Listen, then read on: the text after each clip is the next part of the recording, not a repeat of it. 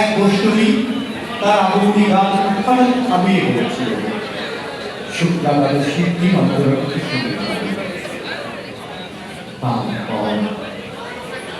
শুনে চন্দ্র অবশেষ চলে গেল। সেই বৈষ্ণবী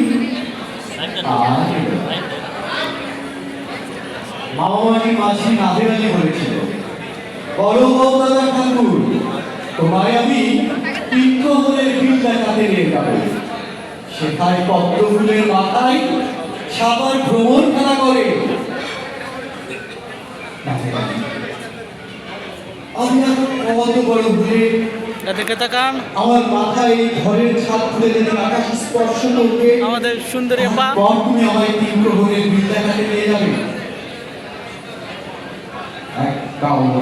নাস্তা নাম দেন না লাঠি লজেন্স দেখিয়ে দেখিয়ে এসেছে লস্কর বাড়ির ছেলেরা।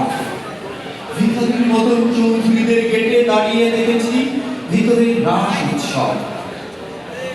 অবিরাল রঙের ধারার মধ্যে সুবর্ণ কঙ্কন করা ফর্সা রমণীরা কত রকম বাবদে এসেছে। আমার দিকে তারা ফিরেও যাবে।